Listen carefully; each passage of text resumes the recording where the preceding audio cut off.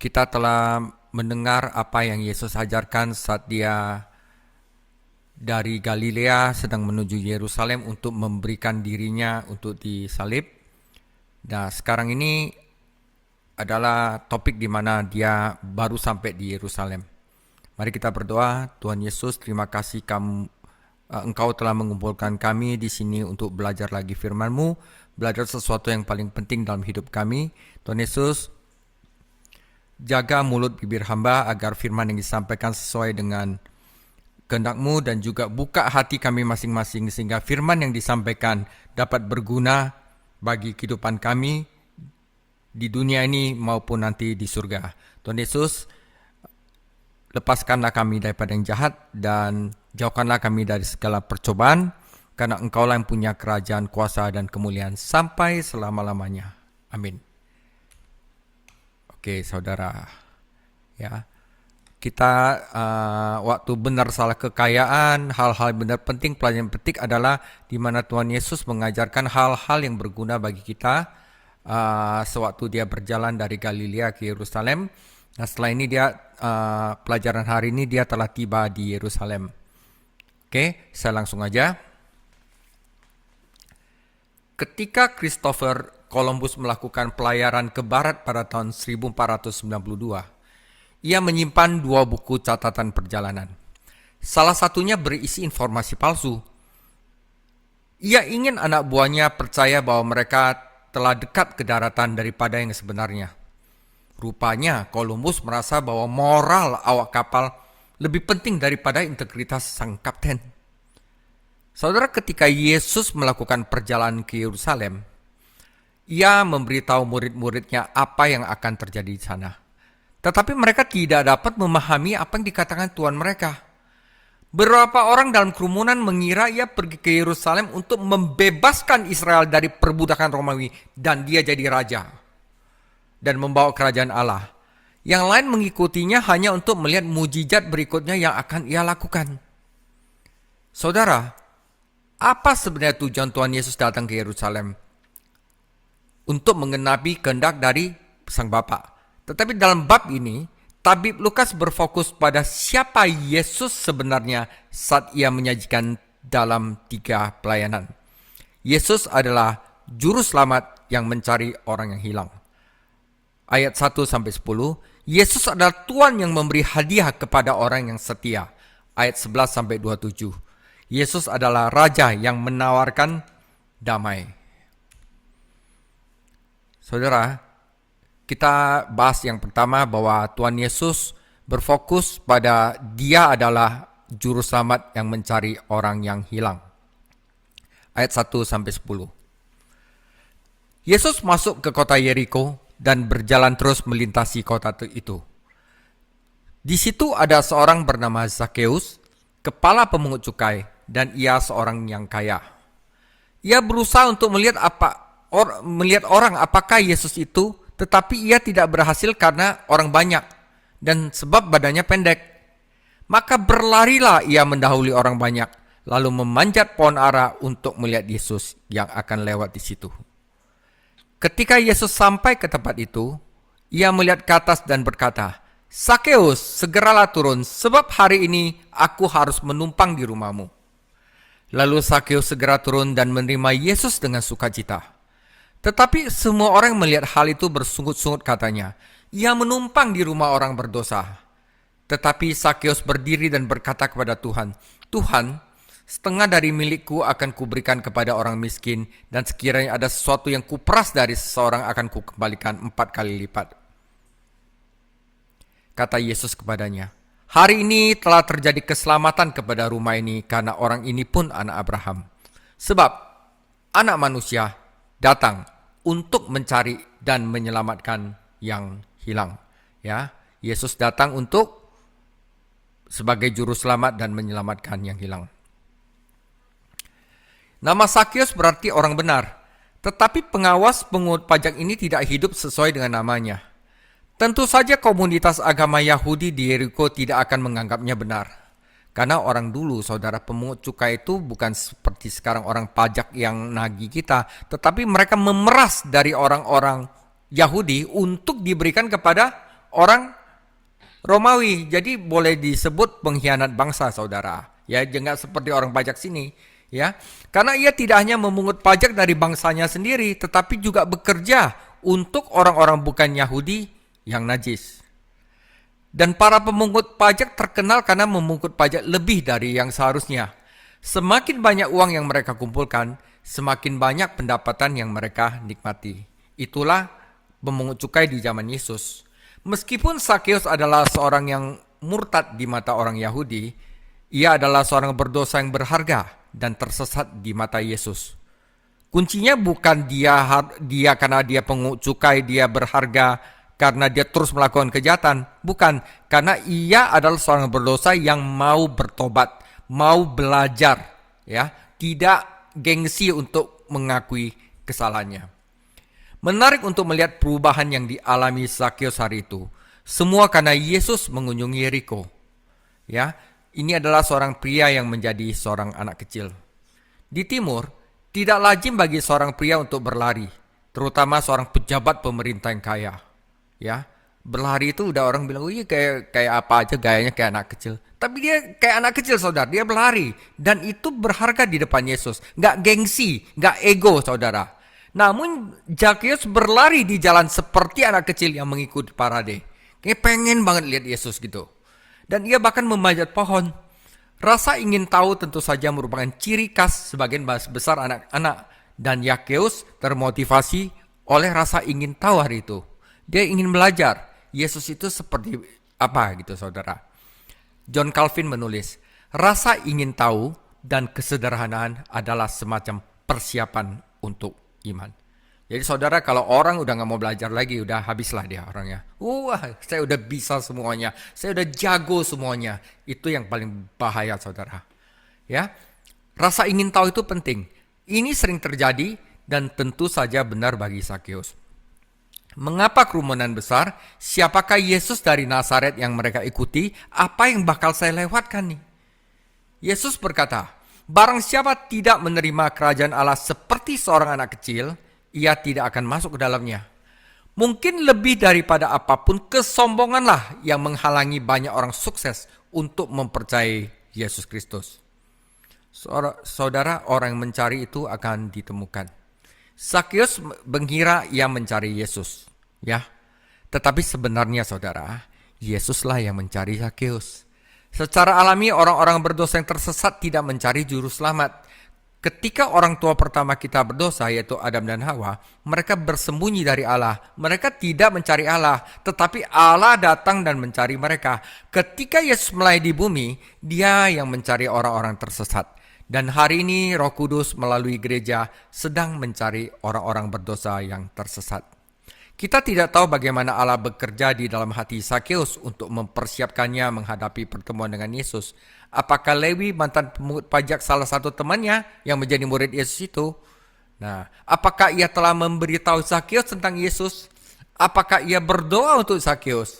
Apakah Sakeus telah bosan dengan kekayaan dan mulai merindukan sesuatu yang lebih baik? Saudara, kita tidak dapat menjawab pertanyaan-pertanyaan itu. Karena di Alkitab tidak mencatat itu. Kita tidak boleh asumsi. Tapi yang pasti, dia dipertemukan dengan Yesus.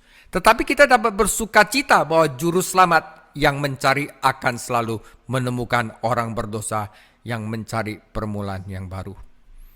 Jadi Sakeus adalah seorang pria kecil yang menjadi besar. Bukan salah Zakeus bahwa ia bertubuh kecil dan ia tidak dapat melihat kerumunan orang.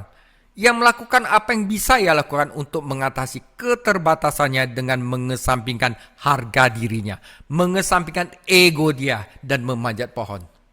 Dalam arti rohani, kita semua bertubuh kecil karena semua orang berdosa dan kehilangan kemuliaan Allah. Tidak seorang pun memenuhi standar tinggi Allah. Kita semua itu kecil untuk masuk surga. Kita itu adalah semua orang buruk, saudara. Saudara, jadi jika ada seorang itu ngatain kita jelek, jangan marah padanya. Karena sebenarnya kita lebih buruk dari apa yang dia katakan. Ya, tragedinya adalah banyak orang berdosa yang mengira dia besar. Mereka mengukur diri mereka dengan standar manusia. Uang, kedudukan, otoritas, popularitas, hal-hal yang merupakan kekejian di mata Allah. Mereka mengira mereka memiliki segalanya, padahal sebenarnya mereka tidak memiliki apa-apa. Wahyu 3:17. Sakeus percaya kepada Yesus Kristus dan menjadi anak Abraham sejati, yang tentu saja berarti anak dari iman. Itulah pencapaian terbesar yang bisa diraih. Jadi seorang miskin pun menjadi kaya. Orang-orang mengira Sakeus adalah orang kaya, tapi sebenarnya ia adalah seorang berdosa yang bangkrut yang perlu menerima karunia hidup kekal dari Allah, karunia termahal di dunia. Ini adalah satu-satunya contoh dalam keempat Injil di mana Yesus mengundang dirinya sendiri ke rumah seseorang, dan ini menggambar kata-kata di dalam Wahyu 3:20. Sakeus tidak diselamatkan karena ia berjanji untuk melakukan perbuatan baik. Sakeus tidak diselamatkan karena ia mengembalikan semua harta bendanya dan tidak selamat karena itu. Ia diselamatkan karena ia menanggapi iman firman kasih karunia Yesus Kristus kepadanya. Setelah mempercayai juru selamat, ia kemudian memberikan bukti imannya dengan berjanji untuk memberikan ganti rugi kepada orang-orang yang telah dia rugikan. Kita tidak diselamatkan karena perbuatan kita. Kita diselamatkan karena iman kepada Yesus Kristus. Tetapi kemudian kita harus memberikan bukti iman kita dengan perbuatan baik. Karena iman tanpa perbuatan adalah mati. Iman yang menyelamatkan lebih sekedar dari kata-kata saleh dan perasaan khusyuk, yang menciptakan persatuan hidup dengan Kristus yang pasti menghasilkan perubahan hidup. Saudara, kalau juga seorang jadi Kristen, seorang itu dibaptis tapi nggak berubah, itu iman yang palsu. Tetap aja masuk neraka, saudara. Saudara, menurut hukum Musa, jika seorang pencuri secara sukarela mengakui kejahatannya, ia harus mengembalikan apa yang telah dicurinya, menambahkan 1/5 darinya, dan mempersembahkan korban pelanggaran kepada Tuhan. Ya, jika ia mencuri sesuatu yang tidak dapat ia kembalikan, ia harus membayar 4 kali lipat. Jika ia tertangkap dengan barang curian tersebut, ia harus membayar 2 kali lipat. Sakeus tidak mempermasalahkan ketentuan hukum tersebut. Bukan soal itu, ia menawarkan untuk membayar harga tertinggi karena hatinya benar-benar telah berubah. Anak Allah dilahirkan kaya karena ia memiliki segala berkat rohani di dalam Yesus Kristus. Kita memiliki kekayaan belas kasihan dan kasih karunia Allah serta kekayaan kemuliaannya dan hikmatnya. Inilah kekayaan yang tak terduga, yang tidak pernah dapat sepenuhnya dipahami atau habis sepenuhnya. Sekarang tuan rumah menjadi tamu. Yesus mengundang dirinya sendiri ke rumah Sakeus, dan Sakeus menerimanya dengan sukacita. Sukacita adalah salah satu tema utama dalam Injil Lukas, dan kata itu ditemukan lebih dari 20 kali dalam satu bentuk atau bentuk lainnya. Saudara, orang diselamatkan pasti menghadapi sukacita di dalam hati orang tersebut. Ya, seperti seorang Samaria, wanita yang telah menikah 5 kali dan gagal terus, dan sekarang tinggal sama orang yang bukan suaminya. Waktu dia ketemu Yesus, waktu Tuhan Yesus bilang, mau nggak air hidup aku dapat memberikan kepadamu, dan kalau kamu minum air hidup ini, kamu tidak akan haus lagi. Setelah dia menerima air hidup, dia pergi ke kotanya sukacita. Dia katakan kepada tempat desanya, saya telah menemukan Mesias yang telah dinubuatkan para nabi. Datanglah, mungkinkah dia Kristus itu? Dan seluruh desanya bertobat dan mengalami keselamatan. Ya saudara, jika kita udah percaya kepada Yesus, nggak ada tuh galau-galau lagi, saudara. Nggak ada lagi gabut-gabut apa, saya nggak tahu ya, itu genjet-genjet punya istilah. Pokoknya hidup kita udah tenang gitu loh. Ya. Sakeus menjadi tamu di rumahnya sendiri karena Yesus sekarang adalah tuannya. Ia siap untuk menaati Tuhan dan melakukan apapun yang diperlukan untuk membangun kesaksian yang sejati di hadapan orang banyak. Tentu saja, orang-orang mengkritik Yesus karena mengunjungi rumah seorang pemungut cukai. Tetapi Tuhan tidak pernah memperhatikan kata-kata mereka. Gak butuh gue validasi mereka. Lu ngomong apa ya urusan lu. Ya, saudara, karena apa? Orang ngomong itu juga perlu diselamatkan. Tetapi tidak ada bukti bahwa mereka percaya kepada Yesus. Ketika suatu hari dimulai, Anda tidak pernah tahu bagaimana hari itu akan berakhir. Tetapi bagi Sakeus, hari itu berakhir dengan persekutuan yang penuh sukacita dengan anak Allah, karena ia kini telah berubah dan memiliki hidup baru. Saudara, sampai sekarang Yesus masih mencari yang hilang dan merindukan untuk menyelamatkan kita. Sudahkah dia menemukanmu? Ya. Nah, Jadi orang-orang kira Yesus ke Yerusalem itu untuk memberontak, untuk menggulingkan Romawi, ya karena dia udah lihat Tuhan Yesus melakukan banyak mujizat gitu. Mungkin aja orang ini bisa hantam orang Romawi habis dan membuat suatu kerajaan baru di mana Yesus ada rajanya, ya kan? Tetapi Yesus bukan itu tujuannya. Pertama, dia adalah juru selamat untuk mencari orang yang hilang.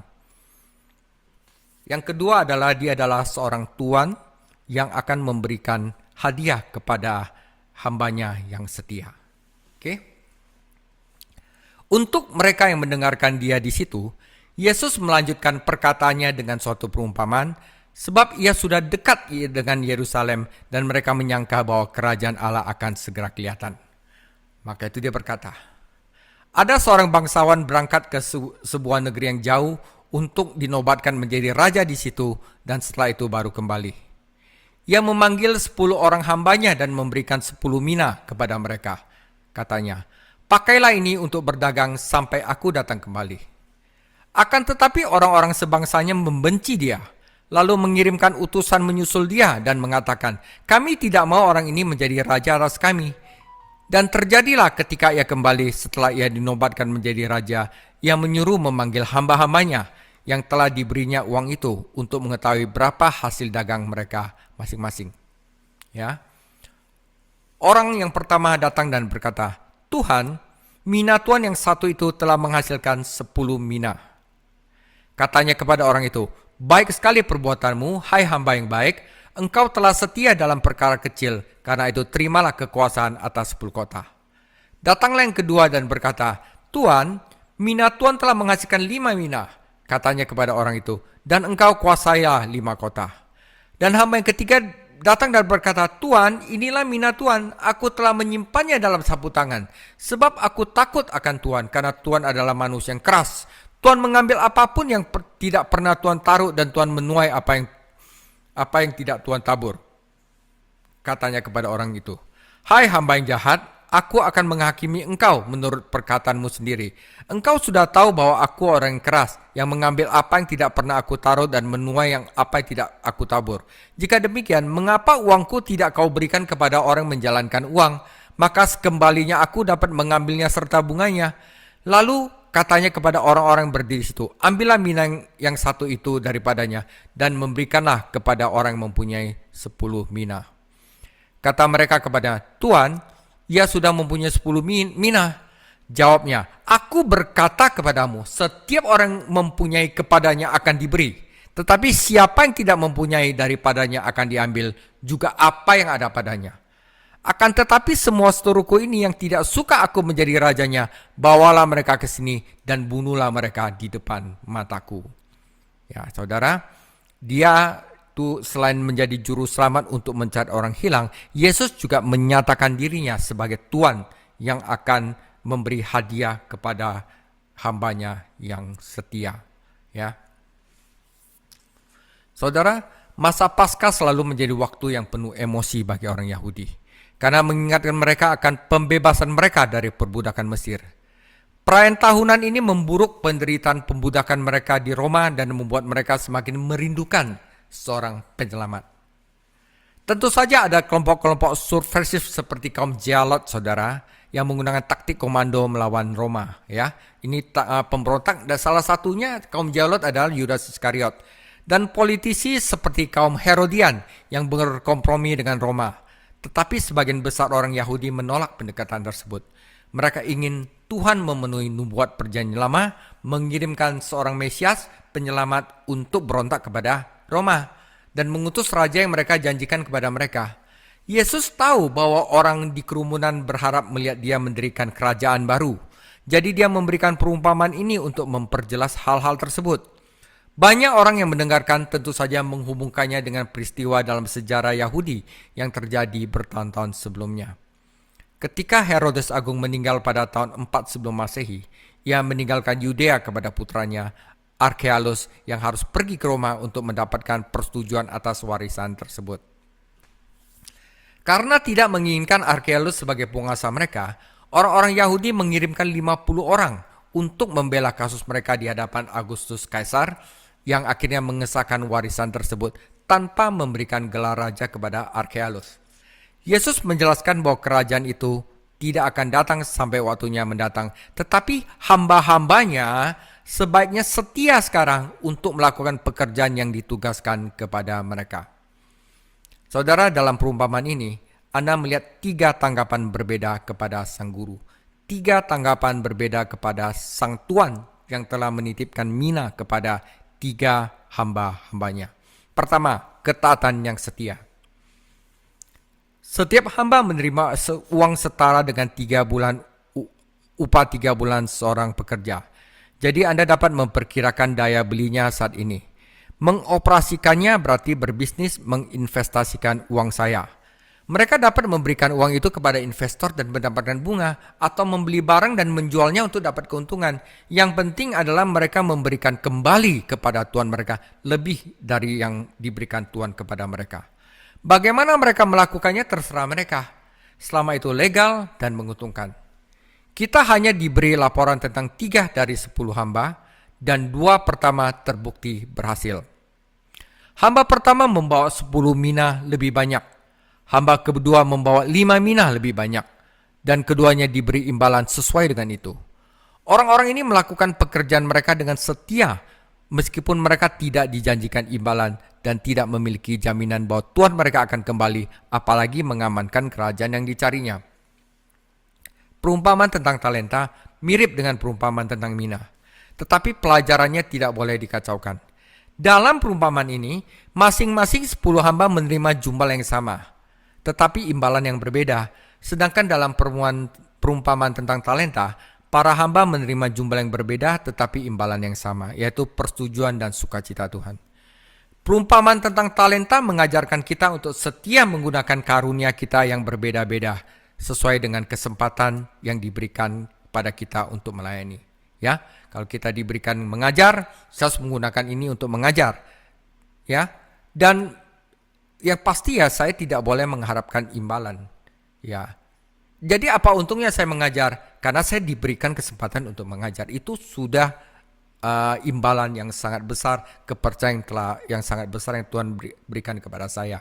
Kalau ada orang yang melayani kayak Cieni itu, wah kemana-mana dia bisa mengunjungi orang, ya itu adalah suatu talenta. Talenta Pak John Perli, mungkin Pak John Perli juga bagus di pengajaran, ya nanti bagus gitu loh, ya. Untuk Bro Eko multimedia, untuk itu, wah itu adalah talenta. Kalau kita tidak pakai talenta itu, saudara, dia akan dicabut, saudara. Barang siapa yang tidak mempunyai akan dicabut juga daripadanya. Tetapi barang siapa yang setia melakukan pekerjaan Tuhan, dia akan diberikan lebih. Itu prinsip kerajaan Allah.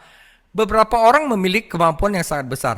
Jadi Tuhan memberikan mereka kesempatan lebih besar. Yang penting bukanlah seberapa besar kemampuan untuk Anda miliki, tetapi seberapa setia Anda menggunakan apa yang Anda miliki untuk Tuhan.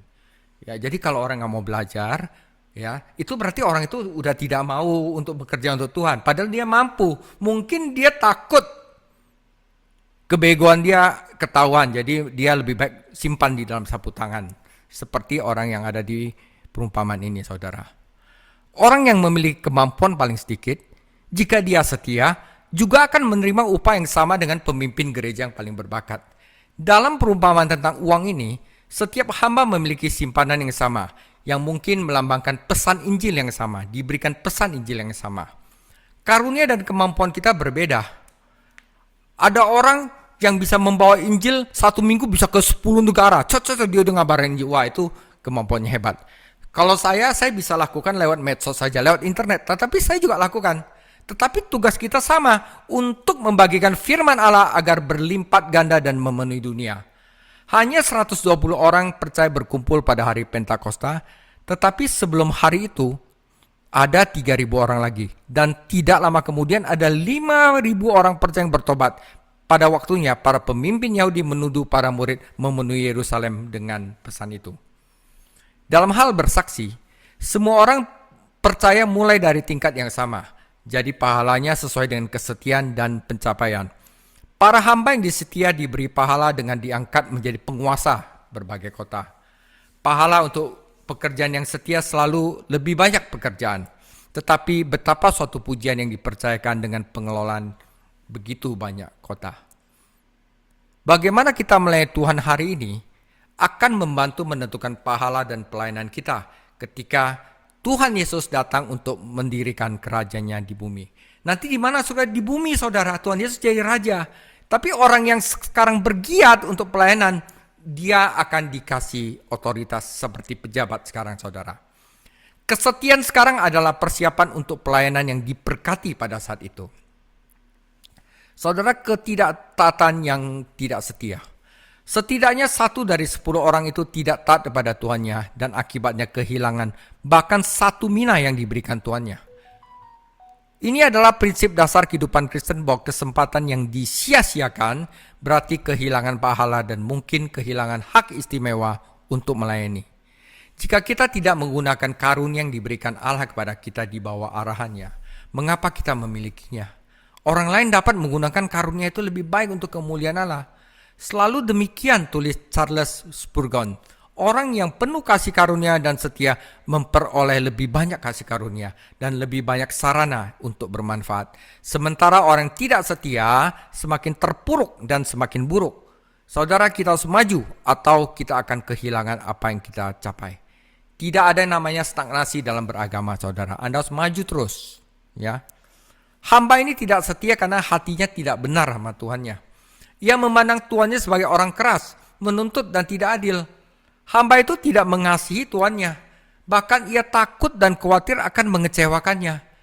Daripada kehilangan uang 1 mina dan menimbulkan kemarahan tuannya, ia menjaganya agar setidaknya ia memiliki sesuatu untuk diberikan kepada tuannya jika tuannya kembali dan meminta pertanggungjawaban. Sungguh menyedihkan ketika seorang Kristen termotivasi oleh rasa takut yang bersifat perbudakan. Rasa malu, bukan iman yang penuh kasih. Meskipun ada takut akan Tuhan yang seharusnya ada di dalam hati setiap orang Kristen, takut itu seharusnya merupakan hormat seorang anak yang penuh kasih, bukan rasa takut seorang budak yang ketakutan. Tidak ada yang lebih memutarbalikkan dan merusak jiwa daripada konsepsi yang rendah atau tidak layak tentang Allah. Nah, dia salah pikir Allah itu seperti apa, karena itu dia takut, saudara, tidak percaya betapa pentingnya kita melakukan kehendak Allah dari hati kita. Yang ketiga ada pemberontakan terang-terangan. Warga negara atau musuh disebutkan di awal dan di akhir cerita dan merupakan bagian penting dari kisah tersebut. Karena sebagian besar orang dari kerumunan hari itu termasuk dalam kategori tersebut. Yesus berada di dekat Yerusalem dan beberapa hari ia akan mendengar orang banyak berteriak, "Kami tidak mempunyai raja selain Kaisar." Dengan kata lain, kami tidak mau orang ini memerintah atas kami. Saudara, Allah bermurah hati kepada Israel dan memberi bangsa itu hampir 40 tahun masa anugerah sebelum penghakiman datang. Tetapi kita harus berhati-hati untuk melihat ini sebagai peringatan bagi semua orang yang menolak Yesus Kristus, Yahudi atau bukan Yahudi. Karena selama waktu ini ketika ia berada di surga, Yesus Kristus memanggil manusia dimanapun untuk bertobat dan tunduk kepadanya. Hamba yang tidak setia tidak taat karena ia takut kepada tuannya. Tetapi warga negara ini memberontak karena mereka membenci. Ini adalah orang ketiga, saudara, membenci. Yesus berkata kepada murid-muridnya, mereka membenci aku tanpa sebab. Kita hidup di antara masa Lukas 19 ayat 14 dan 15 ketika guru kita tidak hadir, tetapi akan kembali sesuai dengan janjinya. Kita telah diberikan tugas untuk dilakukan dan kita harus setia sampai ia datang.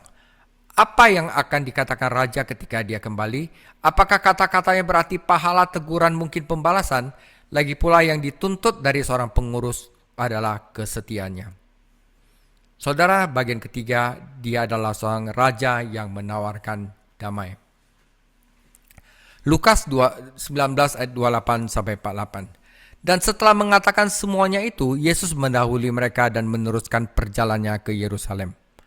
Ketika ia dekat Betfage dan Betania, yang terletak di gunung yang bernama Bukit Zaitun, Yesus menyuruh 2 orang muridnya dengan pesan, "Pergilah ke kampung yang di depanmu itu. Pada waktu kamu masuk di situ, kamu akan mendapati seekor keledai muda tertambat yang belum pernah ditunggangi orang. Lepaskanlah keledai itu dan bawalah kemari. Dan jika ada orang bertanya kepadamu, mengapa kamu melepaskannya? Jawablah begini, Tuhan memerlukannya. Lalu pergilah mereka yang disuruh itu dan mereka mendapati segala sesuatu seperti yang telah dikatakan Yesus. Ketika mereka melepaskan keledai itu, berkatalah orang yang punya keledai itu, "Mengapa kamu melepaskan keledai itu?" Kata mereka, "Tuhan memerlukannya." Mereka membawa keledai itu kepada Yesus, lalu mengalasinya dengan pakaian mereka dan menolong Yesus naik ke atasnya.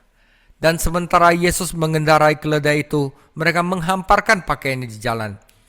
Ketika ia dekat Yerusalem, di tempat jalan menurut dari Bukit Yaitun, mulailah semua murid yang mengiringi dia bergembira dan memuji Allah dengan suara nyaring oleh karena segala mujizat yang telah mereka lihat.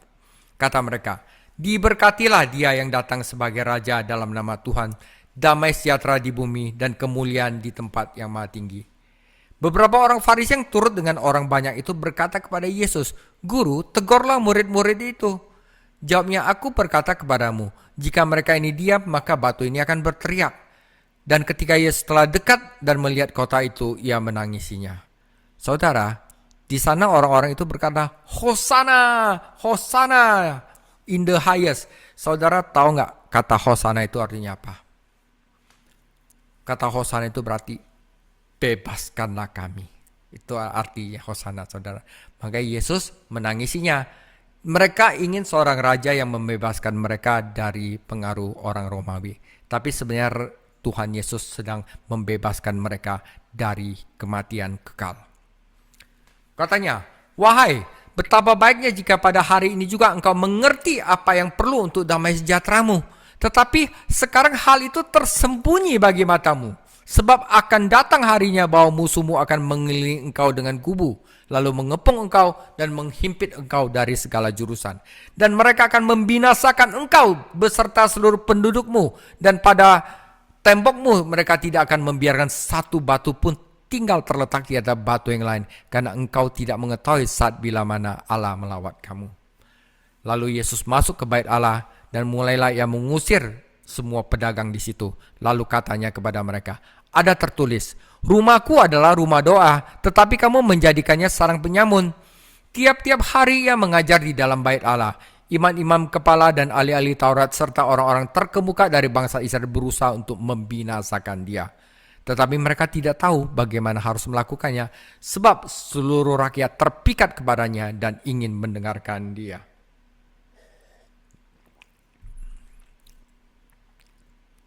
Saudara, Yesus datang selain menjadi juru selamat untuk mencari yang hilang, juga sebagai Tuhan yang memberikan hadiah kepada hambanya yang setia, tapi Yesus juga datang untuk menjadi Raja yang menawarkan damai. Jadi kalender tradisional untuk peristiwa minggu terakhir pelayanan Tuhan Yesus seperti ini. Minggu, masuknya Yesus ke Yerusalem naik keledai dengan kemenangan. Setelah itu masuk pembersihan bait suci. Selasa, kontroversi dengan para pemimpin Yahudi. Rabu tampaknya hari istirahat. Kamis persiapan Paskah. Jumat Yesus diadili dan penyalipan. Sabtu Yesus beristirahat di dalam kubur. Minggu Yesus bangkit dari kematian. Ini adalah jadwalnya. Ingatlah bahwa hari Yahudi berlangsung dari matahari terbenam hingga matahari terbenam. Jadi waktu Yesus masuk itu bukan Minggu, dia masih hari Sabtu, dan setelah Yesus masuk hari Minggu dan udah jam 6 sore itu Yesus membersihkan bait suci. Itu udah Senin, ya.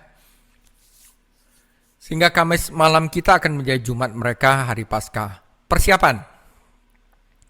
Pemilik keledai dan anak keledai adalah murid-murid Tuhan dan telah menyiapkan segala sesuatu untuk Tuhan Yesus. Rencana itu dilaksanakan secara diam-diam karena pemimpin Yahudi telah memberitahu bahwa siapapun yang mengaku Kristus akan dikucilkan. Fakta bahwa penguasa berencana membunuh Yesus membuat perlindungan terhadap pemiliknya menjadi semakin penting. Kita menganggap keledai sebagai hewan yang rendah, tetapi bagi orang Yahudi, keledai adalah binatang yang layak untuk seorang raja. Yesus menunggangi anak keledai itu sementara induknya berjalan di sampingnya. Fakta bahwa anak keledai itu belum pernah ditunggangi namun tunduk kepada Yesus menunjukkan kedaulatan Tuhan Yesus atas ciptaannya. peletakan kain pada hewan itu dan di jalan serta pengibaran dan penyebaran ranting adalah bagian penyambutan tradisional Yahudi untuk raja.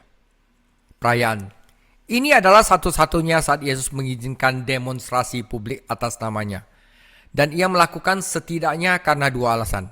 Pertama, ia sedang memenuhi nubuat dan menampilkan dirinya sebagai Raja Israel. Dulu waktu dia melakukan mujizat, dia bilang, jangan kasih tahu siapa-siapa, jangan kasih tahu siapa-siapa. Kenapa? Waktunya belum tiba. Sekarang waktunya sudah tiba. Dan dia tahu waktu hari Jumat dia akan disalib. Seberapa banyak hal ini yang benar-benar dipahami oleh orang banyak, kita tidak dapat memastikan. Meskipun mereka menanggapi dengan mengutip pujian mereka dari Mazmur Mesianik. Tidak diragukan lagi. Banyak dari para penjara Paskah berpikir bahwa Yesus akan menyingkirkan penjajah Romawi dan mendirikan kerajaan yang mulia. Alasan kedua dari demonstrasi ini adalah untuk memaksa pemimpin Yahudi untuk bertindak. Ya kan? Nah, sebelumnya Yesus tidak mau mereka bertindak. Waktunya belum siap. Dia sembuhin orang buta, jangan kasih tahu siapa-siapa. Dia membagi orang mati, hanya kita berempat saja yang tahu. Jangan kasih tahu siapa-siapa. Kenapa? Waktunya belum siap. Sekarang waktu bersiap, dia all out gitu loh. Ya kan? Mereka berharap untuk menangkapnya setelah Paskah. Karena waktu hari Paskah banyak orang. Dan Tuhan Yesus sengaja. Tetapi Allah telah menetapkan waktu bahwa putranya harus dibunuh. Harus mati pada hari Paskah sebagai anak domba Allah yang mengambil dosa dunia. Setiap upaya sebelumnya untuk menangkap Yesus telah gagal. Karena apa? Waktunya belum tiba. Ketika mereka melihat perayaan publik yang besar ini, para pemimpin tahu bahwa mereka harus bertindak. Dan kerjasama sukarela Yudas yang mengkhianati Yesus menyelesaikan masalah mereka. Sebenarnya tema perayaan ini adalah perdamaian. Yesus mati di kayu salib, ya dosa manusia itu ditebus, murka Allah didamaikan dengan manusia. Tapi Lukas membuka Injilnya dengan pengumuman malaikat tentang damai di bumi. Tetapi sekarang temanya adalah damai di surga. Karena raja ditolak, tidak ada perdamaian di bumi. Sebaliknya akan ada konflik pahit yang terus-menerus antara kerajaan Allah dan kerajaan jahat. Sampai saat ini saudara, tidak akan ada perdamaian di bumi. Tapi berkat karya Kristus di kayu salib ada damai Allah di surga. Seruan hari ini adalah hendaklah kamu berdamai dengan Allah. Sekarang di dunia ini ada damai nggak? Nggak ada saudara. Masing-masing hajar. Apa yang mau ngambil Greenland, mau ngambil Venezuela, segala macam nggak ada saudara. Semuanya karena ambisi saudara. Ya, tidak ada damai di dunia ini. Hanya ada damai di surga. Dan setelah Yesus datang untuk mendirikan kerajaan di bumi, saat itu baru ada damai. Ratapan. Sementara banyak orang banyak bersukacita, Yesus menangis. Ini adalah kesempatan kedua di mana Yesus menangis secara terbuka. Yang pertama adalah saat di makam Lazarus. Ia menangis dengan tenang, tetapi di sini ia mengeluarkan ratapan yang keras, seperti orang yang meratapi kematian. Dalam hal ini, ia seperti Nabi Yeremia yang menangis dengan getir atas kehancuran Yerusalem. Yunus memandang Niwe dan berharap kota itu akan dihancurkan, sementara Yesus memandang Yerusalem dan menangis. Saudara, karena dia sudah tahu kota itu akan menghancurkan dirinya sendiri.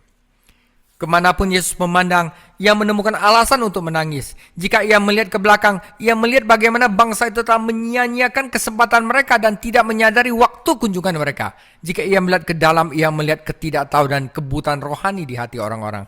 Mereka harusnya tahu siapa dia, karena Allah telah memberinya mereka firman dan mengutus para nabinya untuk mempersiapkan jalan.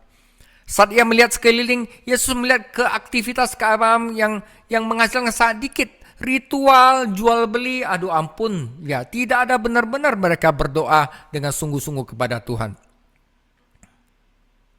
Di sana orang Yahudi dapat bersaksi kepada tetangga mereka yang kafir harusnya ya. Dan memberitahu mereka tentang satu-satunya Allah yang benar dan hidup. Tetapi bukannya dikhususkan untuk penginjilan, area tersebut digunakan sebagai pasar keagamaan. Di mana orang Yahudi dari negeri lain dapat menukar uang dan membeli kurban yang disetujui ini kores apa saya nggak tahu judulnya. Pokoknya ini sah, ini tidak sah. Para imam mengelola bisnis ini dan memperoleh keuntungan besar darinya. bukannya berdoa untuk umat. Para imam malah memangsa umat. Bait suci bukanlah rumah doa, itu adalah sarang penyamun. Campbell Morgan mengingatkan kita bahwa sarang pencuri adalah tempat para persembunyi bersembunyi setelah melakukan perbuatan jahat mereka. Para pemimpin agama menggunakan pelayanan bait suci untuk menutupi dosa mereka, tetapi sebelum kita menghukum mereka terlalu keras, pernahkah kita pergi ke gereja dan berpartisipasi dalam ibadah keagamaan hanya untuk memberitahu orang lain bahwa kita adalah orang yang saleh? Ya, saudara. Penutup, saudara. Yesus tetap tinggal di bait suci dan menggunakannya sebagai tempat berkumpul bagi mereka yang membutuhkan pertolongan. Ia menyembuhkan banyak orang sakit dan yang orang menderita, dan ia mengajarkan firman Allah kepada orang-orang. Para pemimpin agama yang munafik itu berusaha untuk menghancurkannya. Tetapi saatnya belum tiba dan mereka tidak dapat menyentuhnya. Pada hari-hari berikutnya, mereka berdebat dengannya. Ya, nanti ke depannya itu ya, mereka berdebat dengan Yesus, ya, dan mencoba menjebaknya dalam perkataannya. Tetapi mereka gagal. Ketika saatnya tiba, ia menyerah kepada mereka dan mereka menyalibkannya. Anak Allah yang gagah berani telah memantapkan tekadnya seperti batu dan datang ke Yerusalem. Selama 1 minggu terakhir pelayanannya, ia dengan gagah berani menghadapi musuh-musuhnya dan kemudian dengan berani pergi ke salib untuk mati bagi dosa-dosa dunia. Saudara, Tuhan Yesus juga mengajak kita untuk berani. Tuhan Yesus memberkati. Minggu depan kita akan persoalan dan jawaban. Ini adalah kontroversi. Orang Farisi, orang Saduki, semuanya mereka mau debat dengan Yesus hanya untuk mencari kesalahan Yesus. Oke? Tambah seru. Ya, Tuhan Yesus memberkati.